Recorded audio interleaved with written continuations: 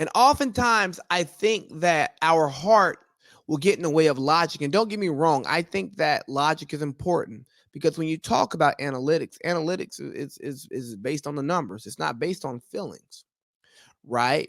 But at a certain time, at a certain point, you let your heart get involved and it takes away from the data that should drive your decisions. Because don't get me wrong, there are intangibles in basketball. Those intangibles matter. The fact that the Bucks are a bigger team, they're a more experienced team, they're an older team. They've been put out the playoffs, whereas the Suns, this is their first time making the playoffs with this regime. I think those lessons that the Bucks have gone through matter. I think they do. I think it allows them to know that, oh, we're not too high, we're not too low, we're not too up, we're not too down, whatever the case may be, right? And that's a thing that actually matters. So then we get to Giannis and the Bucks, right? And one of the interesting things about Giannis and the Bucks is I think a lot of people are turned off by Giannis and the Bucks. A lot of basketball purists because Giannis does not play basketball in a way that looks good. You know, he's someone who handles the ball but doesn't dribble well, doesn't shoot well. It's like you should be playing on the block, but you haven't really showed me post moves. But you run the floor well. You have certain things you can get to where you can get a bucket. You can score a lot of points. But if I say, hey, I need a bucket right now, I don't know if you can get it. And I think that's a lot of people's hesitance with Giannis. But then you look at his personality, and it's totally different than the personality of a great NBA player, especially a great black NBA player, right? Because as basketball people, especially basketball players, we don't embrace Giannis because we don't get him.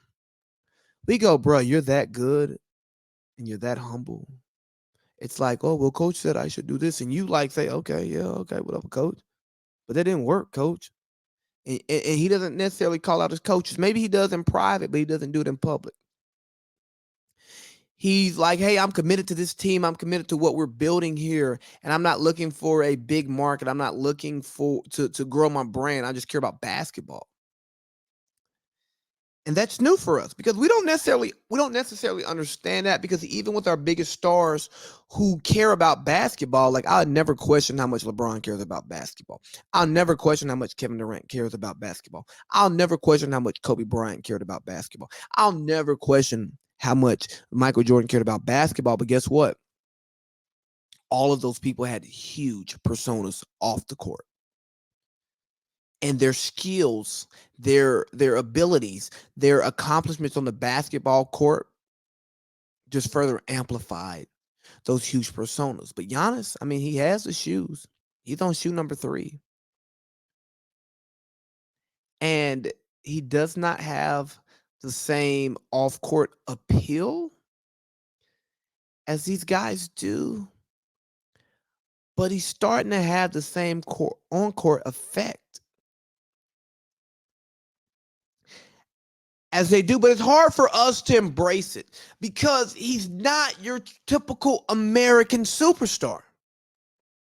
He's not.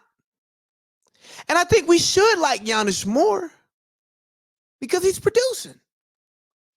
He has it all. What he has his brother on the team, so it's like hey, he getting the perks of being a superstar. He's producing. He's winning games. He's winning individual awards. But he's still always deflecting. He's always bigging up his teammates. And it's never, ever about Giannis. And it's like, how can we be successful and not make it about us? Just think about it. He and PJ Tucker are making fun of Giannis in the gym, airballing free throws, but Giannis is still going to the basket and he's still taking free throws. When people talk about Chris Middleton being the closer, he's like, okay, yeah, that's fine. As long as we win the game, it doesn't matter. And remember at the beginning of the playoffs, a lot of people are upset with Giannis. When they asked him, like, do you think this year's going to be different? Bro, I don't know. I'm not playing. Like, I can't tell you until it happens. Like, I can't predict the future. Only thing I can do is control what I can control. And our American mindset, right? Especially the American media mindset for this one, the average person goes, oh my God, he doesn't have confidence. It's just like, no, he understands he can't control everything. And like I told y'all last week, that the supporting cast makes the movie, not the main character. So what happens? Giannis says he doesn't know, but Jesus Christ, he steps his game up to a level that we haven't seen. Some of his teammates step their levels up to their games up to a level that was needed, and now they're one game away from winning a championship. But we can't relate to that because we expect the American superstar to have bravado, to say it's going to be different this year. We're going to go in and we're going to change things. We're not going to look like last year. But if we're being rational, we know the entire time that they don't necessarily believe what they're saying. They don't know what they're saying to be true. They're just exuding a level of confidence that is necessary to be that successful at that high level, but also to appease us. But here's the thing. Giannis isn't here to appease us, right? He's here to win the game. So have you ever worked on a project, right, with somebody? And you don't care about who gets credit for the project. You care about the project getting done. And I think this applies so much to work in the community. So often we have people doing community work and they care about getting credit for their community work. But the idea should be, is the work getting done in the community? It should not matter who gets the credit for it. It should not matter who does it, but is the work getting done? Okay, so we're helping the kids who need the help. We're helping the people who need the help. Got it. That's the same thing Giannis is doing. Giannis is the silent philanthropist that you need. He's making all the moves that are supposed to be made in order to get the project to work, but he's not concerned about who gets the credit for it. He's not concerned about being the person who makes the game-winning shot. He just cares about the shot going in. And I don't think we can say that about a lot of our superstars, which is why I think that we should like Giannis more than we do, including me. Because Giannis is concerned about winning. He's concerned about the end product. And if his individual stats are what we need to get to a win, then yes, we're going to put up stats.